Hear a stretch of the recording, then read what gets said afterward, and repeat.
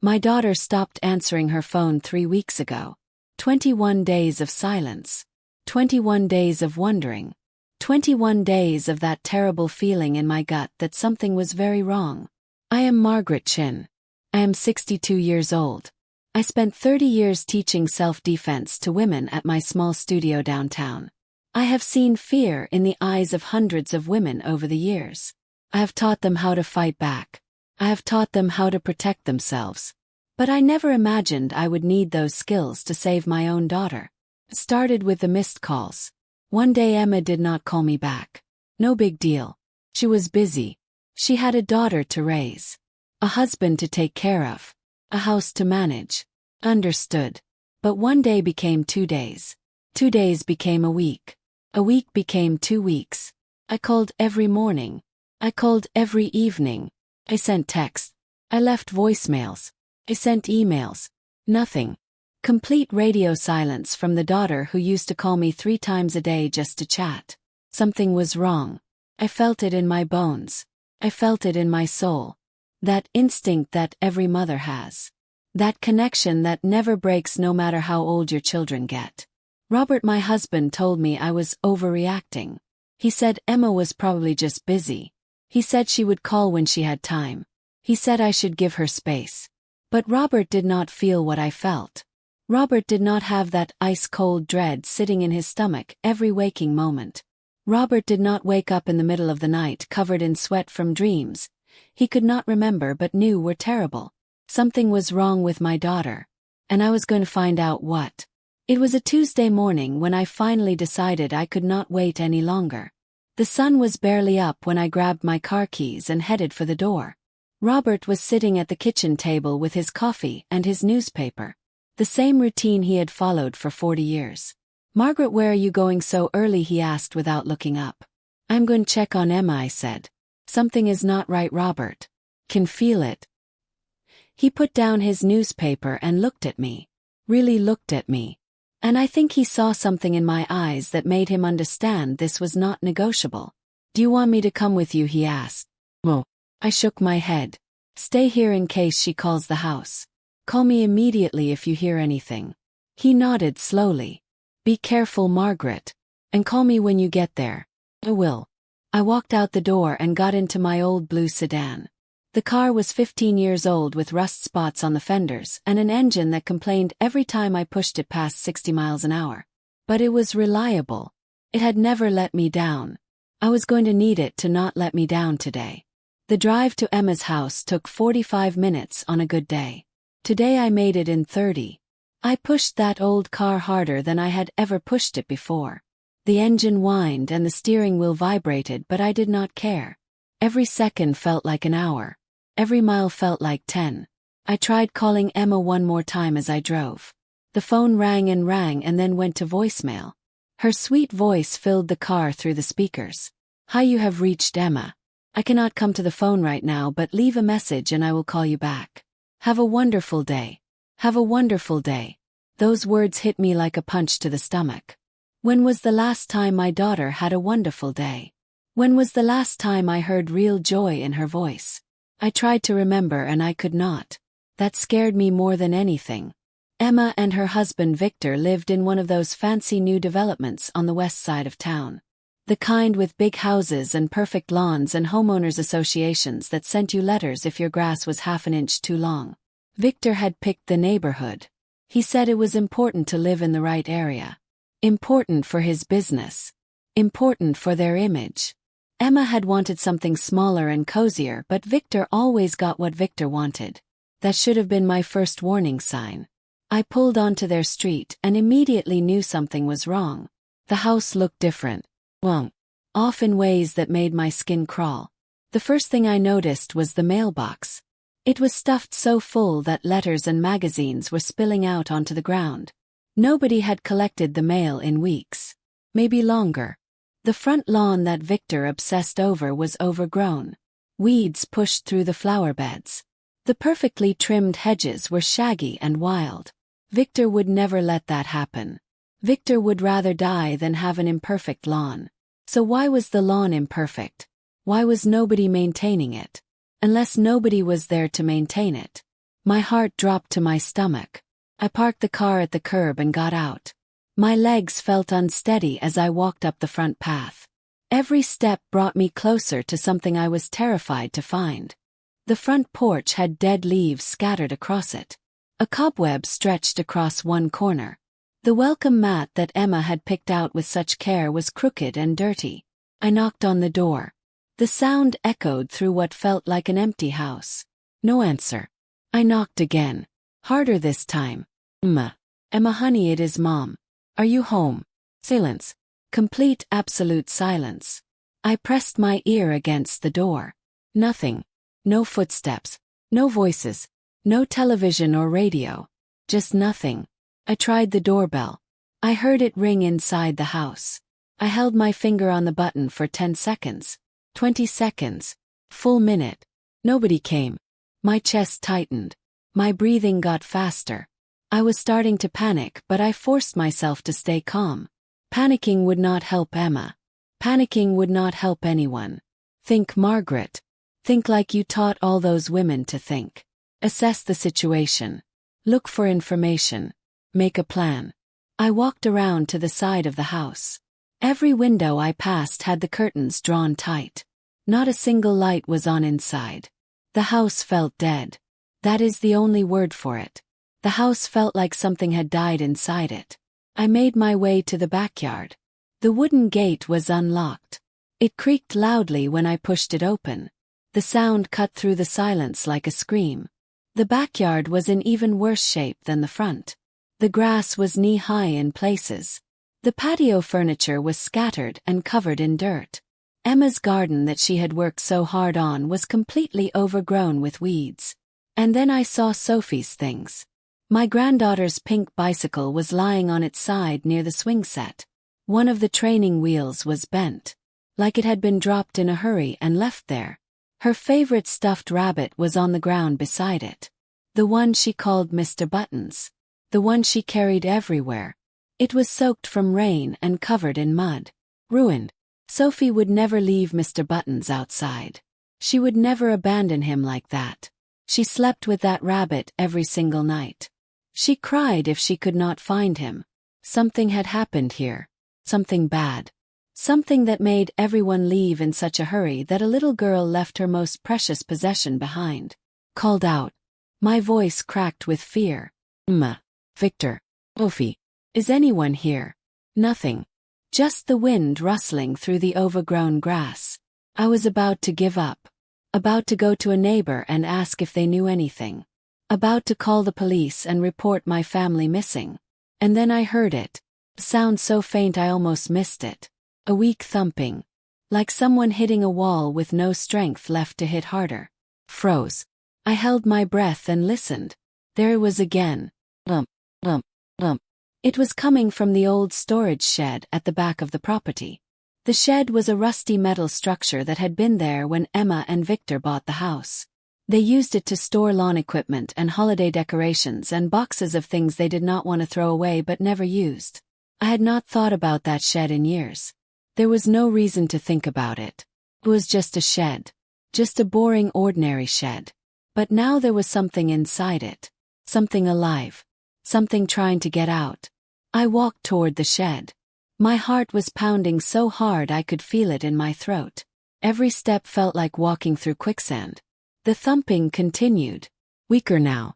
More desperate. Like whatever was inside was running out of strength. I rounded the corner of the shed and saw the door. There was a padlock on it. Huge industrial padlock. The kind you would use to secure a warehouse or a storage unit. Not a garden shed. Why would anyone put a padlock like that on a garden shed? What could possibly be inside that needed that kind of security? Or who? The thumping came again. Louder now because I was closer. And between the thumps I heard something else. Voice. Weak and raspy and broken. Help. Please help me. Someone please. I knew that voice. I had known that voice for 39 years. Since the moment I first heard it cry in the delivery room. It was Emma. My daughter was inside that shed. Emma, I screamed. Emma baby, I am here. Mom is here. I'm going to get you out. The thumping stopped. For one horrible moment there was complete silence. And then a sob. A heartbreaking sob that came from deep inside the metal prison. Oh God, Mom, is that you? Please help me. Please. I've been in here so long. Please get me out. I grabbed the padlock and pulled. Did not budge. I pulled again with all my strength. The metal cut into my palms, but I did not care. Hold on, baby, I shouted. Hold on. I'm going to get this open. I looked around for something to break the lock. Rock. Piece of metal. Anything. But there was nothing useful. Just grass and dirt and that abandoned pink bicycle. Think, Margaret, think. You have spent 30 years teaching women how to get out of bad situations. You have broken boards and bricks and bones. You can break this lock. And then I remembered what I taught my students. Do not attack the strongest point. Attack the weakest point. The padlock itself was solid steel. I could hit it all day and it would not break. But the hinge, the little metal loop that connected the padlock to the door, that was the weak point. I took 3 steps back. I planted my feet firmly on the ground. I took a deep breath. I focused all my energy on that tiny piece of metal. And then I launched myself at the door. My elbow connected with the hinge. The impact sent shockwaves of pain up my arm. I felt the shock all the way to my shoulder. But I also felt the metal give. Just a little. I stepped back and did it again. The pain was worse this time. I thought I might have cracked something in my arm. But the metal bent more. Mom, Emma cried from inside. Mom, what is happening? Almost there, baby. Almost there. I hit the hinge again. And again. Each strike hurt more than the last. Each strike weakened the metal more and more. On the 5th strike I heard a crack. The hinge broke clean off. The padlock fell to the ground with a heavy thud. I grabbed the door handle and pulled. The rusty metal screamed as it swung open on corroded hinges. The smell hit me first. It was a smell I will never forget as long as I live. A smell of human waste and rotting food and something sweet and sickening underneath. The smell of a body breaking down. The smell of death waiting to happen. I gagged, but I did not step back. I could not step back. My daughter was in there. My eyes adjusted to the darkness inside the shed. And then I saw her. Emma was curled up in the corner on the bare dirt floor. She was wearing pajamas, but they were so filthy and torn that I barely recognized them. Her blonde hair was matted with dirt and sweat and things I did not want to identify. Her skin was pale, gray almost, like she had not seen sunlight in weeks. Because she had not seen sunlight in weeks. She looked up at me. Her eyes were sunken into her skull. Her cheekbones stuck out sharply. Her lips were cracked and bleeding. She looked like a skeleton. Like a corpse that somehow was still breathing. Mom, she whispered. Her voice was barely a breath. Came. I knew you would come. I threw myself down onto the dirt beside her. I gathered her frail body into my arms. She weighed nothing. Absolutely nothing. Like holding a bundle of sticks wrapped in cloth. I'm here, baby.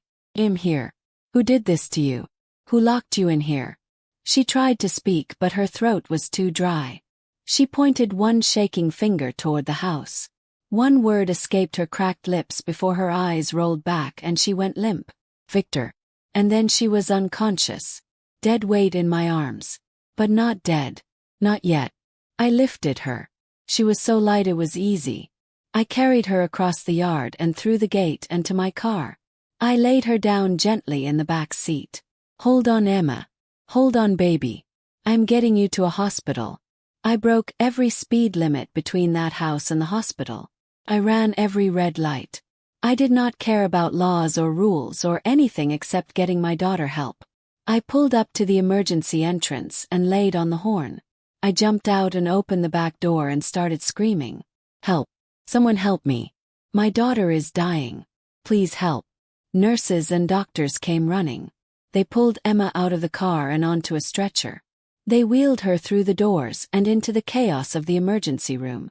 I tried to follow, but someone stopped me. A young nurse with a kind face. Ma'am, you need to wait here. They are going to take care of her. Please wait here. But she is my daughter. I have to be with her. The best thing you can do for her is let the doctors work. Please. Sit down. Someone will come talk to you soon. I did not want to sit down. I wanted to burst through those doors and hold my daughter's hand. But I knew the nurse was right. I would only get in the way. So I sat. And I waited. And I prayed. I sat in that hard plastic chair for 3 hours. The longest 3 hours of my life. Every second felt like a year. Every minute felt like a decade. I called Robert and told him what happened. He was on his way before I finished the first sentence. I called the police and reported what I had found. They said they would send someone to the hospital to take my statement. I sat and I waited and I watched the doors and I prayed. Finally a doctor came out. He was an older man with gray hair and glasses and eyes that had seen too much suffering. He looked exhausted. "Mrs. Chen," he said. I jumped to my feet. "How is she?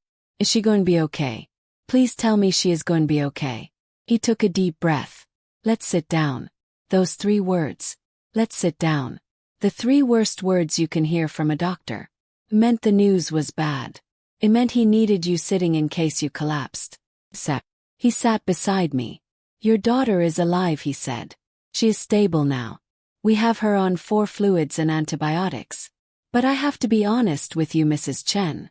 What we found is very concerning. Tell me everything." He nodded. "Emma is suffering from severe dehydration. Her kidneys were starting to shut down from lack of water. She is also extremely malnourished. She has lost approximately 40 pounds. Her body has started to consume its own muscle tissue for energy. Felt sick. Physically sick. There is more," he continued. "She has multiple infections from untreated wounds.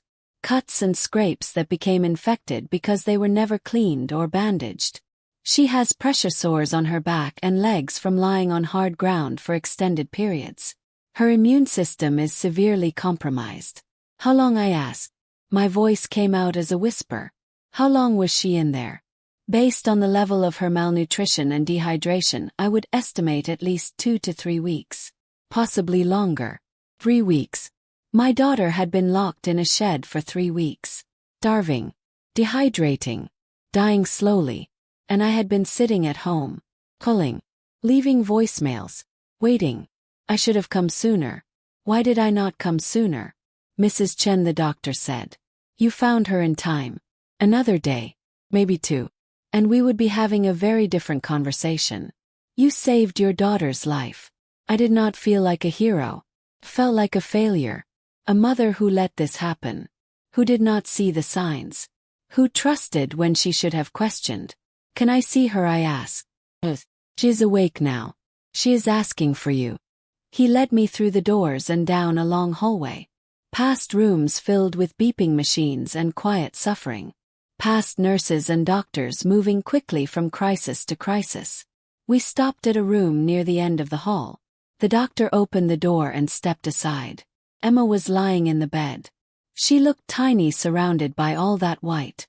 Tubes ran from her arms to bags of fluid hanging beside her.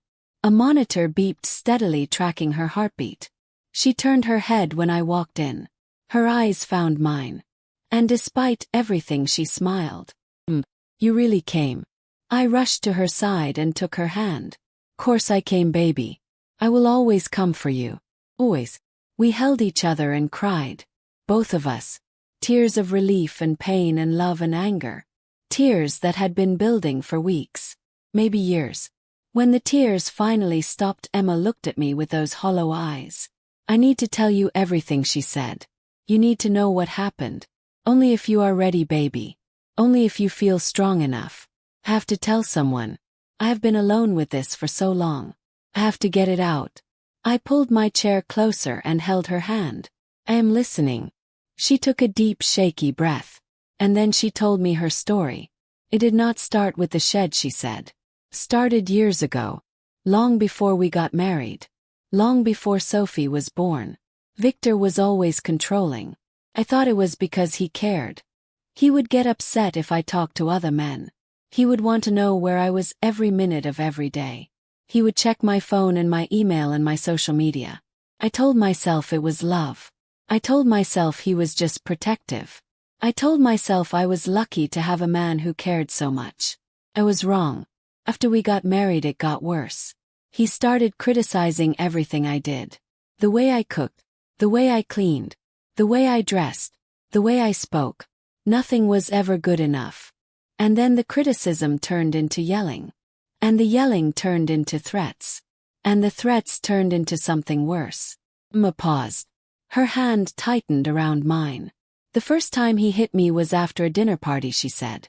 I had laughed at a joke one of his colleagues made. Victor thought I was flirting. He waited until we got home. He waited until we were alone. And then he grabbed me by the arm and slapped me across the face. My heart broke. Physically hurt in my chest. My daughter. My beautiful, sweet daughter. Being hit by the man who promised to love and protect her. Why did you not tell me, I asked. Why did you not call me? I would have been there in an hour. I was ashamed, Mom. Teach first grade. I tell my students every day that violence is wrong.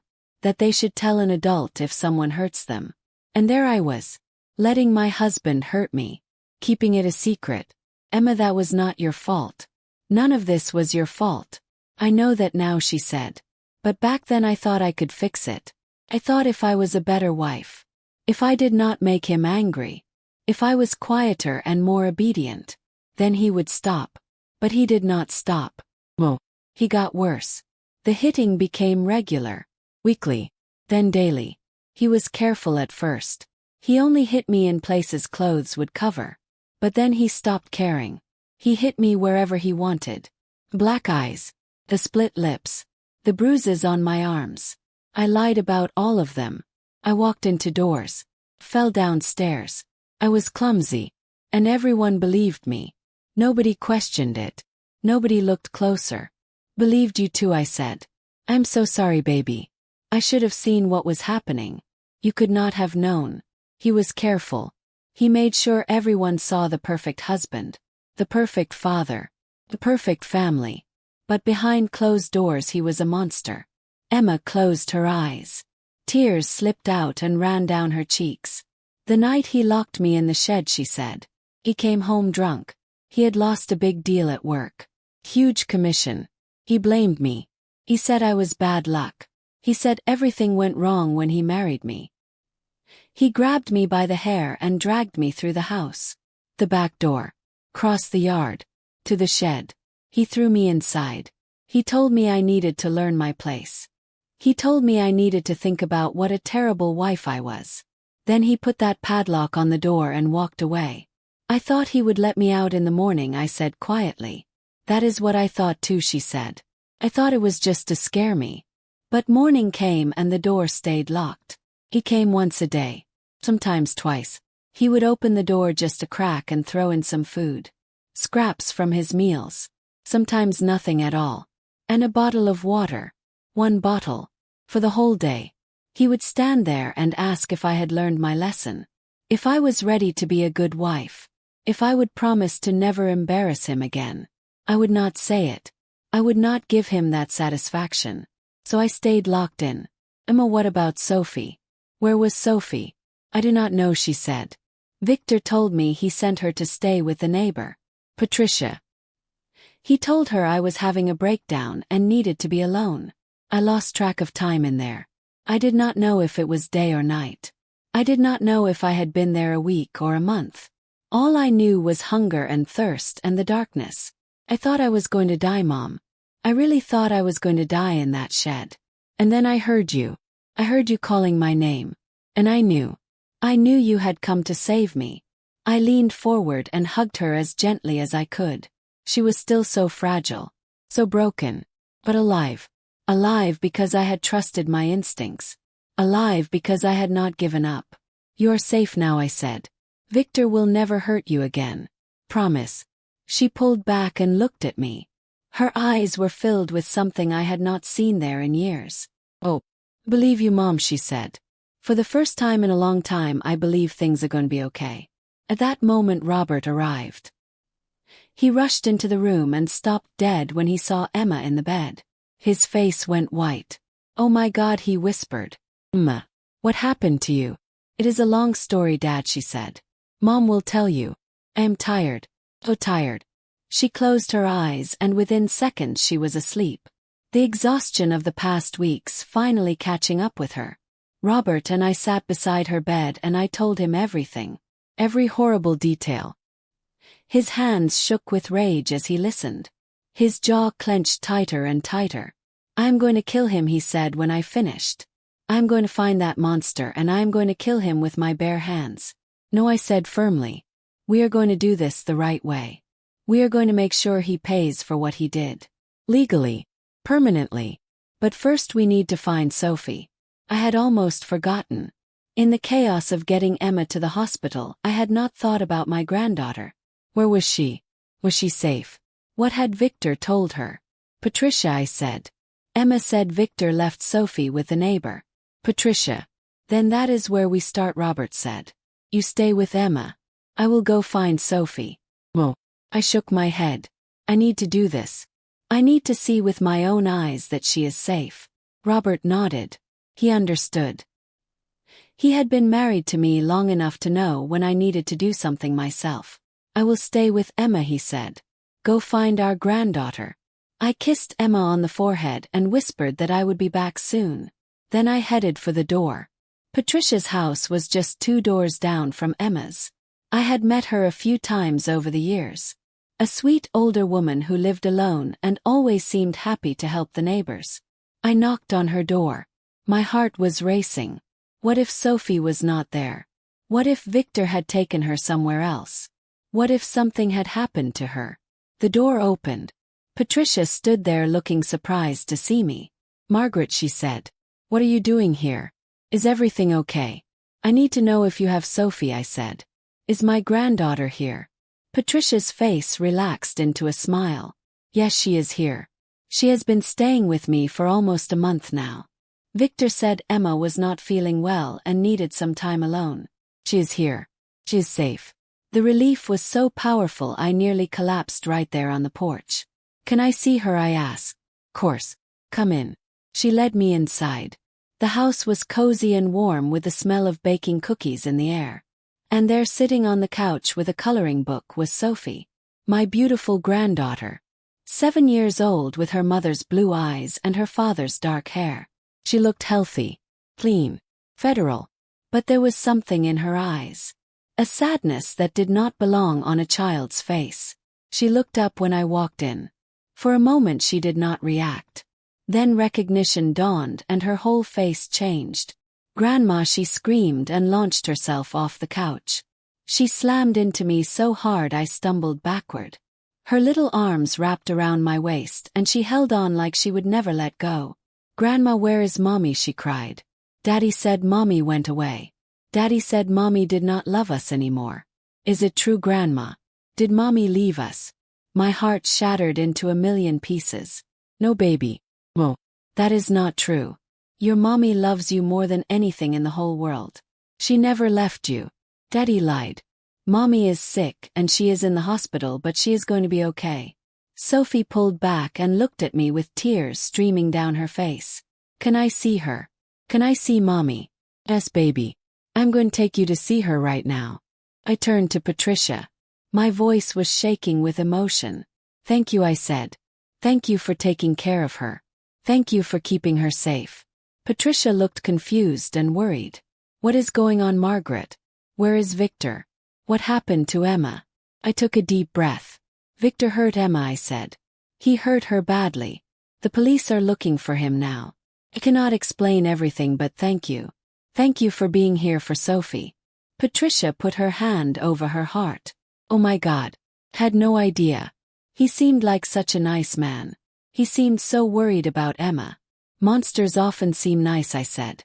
"That is how they get away with what they do." I took Sophie's hand and led her to the car. The whole drive to the hospital she held my hand and asked questions. "Where is Mommy? Is she okay? Why did Daddy lie? Where is Daddy now?" I answered as honestly as I could. "Mommy is sick, but she is getting better. Daddy did a very bad thing. Daddy is going to have to answer for what he did." The reunion between Emma and Sophie was the most beautiful and heartbreaking thing I have ever witnessed. Sophie ran into the hospital room and climbed onto the bed. She wrapped her arms around her mother and refused to let go. Mommy, mommy, mommy, she kept saying over and over. I missed you so much. I knew you did not leave me. I knew Daddy was lying. I knew it. Emma held her daughter and cried. Huge racking sobs that shook her whole body. I'm here, baby, she said. I'm so sorry. I'm so sorry you had to go through this. But I am here now. I'm never leaving you again. Promise. They stayed like that for hours. Holding each other. Crying. Whispering. Healing. Robert and I sat in the corner and watched. Two grandparents grateful beyond words that our family was together again. But our family was not complete. One member was missing. One member was out there somewhere. And he was going to pay for what he had done. The police came the next day. Two detectives in suits with notepads and serious faces. They interviewed Emma for hours. They recorded everything she said. They took photographs of her injuries. They collected the medical reports from the doctors. Then they went to the house. They searched the shed. They found evidence of everything Emma had described. The dirty water bottles. The scraps of moldy food. The scratches on the inside of the door where Emma had tried desperately to escape. An arrest warrant was issued for Victor Martinez. The charges were attempted murder, kidnapping, aggravated assault, false imprisonment, domestic violence. But Victor was gone. He had disappeared the same day I found Emma. He must have realized what was happening. He must have known the police would come for him. He cleaned out their bank accounts. He packed a bag. He got in his car and he vanished. For 2 weeks we heard nothing. The police searched but found no trace of him. It was like he had disappeared off the face of the earth. Emma got stronger every day. She was released from the hospital after a week. She came to stay with us. Her and Sophie in the guest room that we had not used in years. The house felt alive again, filled with the sounds of a child playing. The smell of home-cooked meals. The feeling of family. But there was always a shadow. Always that fear that Victor was out there somewhere. Watching. Waiting. Planning. I could not sleep at night. I lay awake listening to every sound. Every car that drove by. Every creak of the house settling. Every rustle of wind in the trees. Was he out there? Was he coming for us? Then one afternoon my phone rang. It was Detective Morrison, the lead investigator on the case. Mrs. Chen, he said. We found him. My heart stopped. Where? He was picked up in Nevada. He was trying to cross into Mexico. The Border Patrol recognized him from the warrant. I let out a breath I did not know I had been holding. Is he in custody? Yes. He is being transported back here as we speak. He will be arraigned tomorrow. Said. The trial took place 3 months later. Victor had hired an expensive lawyer. A man in a fancy suit who tried to make Emma look like the villain. He claimed she was mentally unstable. He claimed she had locked herself in the shed during a breakdown. He claimed Victor was the real victim. Nobody believed it. The evidence was overwhelming. The medical reports, the photographs, Emma's testimony, Sophie's testimony, even Patricia's testimony about the lies Victor had told her. The jury deliberated for 4 hours. They came back with guilty verdicts on all counts. Victor Martinez was sentenced to 47 years in prison without the possibility of parole. When the judge read the sentence, Victor finally broke. His calm mask shattered. He started screaming, calling Emma names, threatening revenge. It took 4 bailiffs to drag him out of the courtroom. I watched him go with a cold satisfaction. This man who had fooled everyone. This man who had hidden his true nature behind a charming smile. This man who had almost killed my daughter. He was nothing now. Just a number in the prison system. Just another abuser locked away where he could never hurt anyone again. Justice had been served. Emma filed for divorce the same week Victor was sentenced. It was uncontested. There was nothing left to contest. Everything they had owned together was sold. The house, cars, all of it. Emma did not want any of it. She wanted a fresh start, new life, clean slate. She found a small house in a quiet town by the ocean, 3 hours from the city, 3 hours from the memories. 3 hours from everything that had hurt her. Robert and I helped her move. We loaded up a truck with the few things she wanted to keep, and we drove her to her new home. The house was perfect. Small and cozy with a big backyard and a view of the water. The kind of house Emma had always wanted. The kind of house Victor would never have allowed. Sophie loved it. She ran around the yard and played on the beach and collected seashells and made friends with the neighbor kids. She was healing. Day by day. Bit by bit. The shadow was lifting from her eyes. Emma healed too. She went to therapy twice a week. She joined a support group for survivors of domestic violence. She started painting again. Something she had given up years ago because Victor thought it was a waste of time. Her paintings were beautiful, full of light and color and hope. She hung them all over the little house by the sea. Robert and I moved closer. We found a place just 2 blocks away. Close enough to help when needed. Far enough to give them space to grow. A year after the trial, Emma came to me with an idea. I want to start a foundation, she said. For survivors of domestic violence. I want to help other women the way you helped me. I could not have been prouder. The Emma Chin Foundation opened 6 months later. It provided legal aid and counseling and safe housing for women escaping abusive relationships. Emma ran it with passion and purpose. She turned her pain into something beautiful. Something that helped others. Today 5 years have passed since I found Emma in that shed. 5 years of healing. 5 years of growth. 5 years of rebuilding what was broken. Sophie is 12 now. A happy, confident girl who loves to surf and paint and read.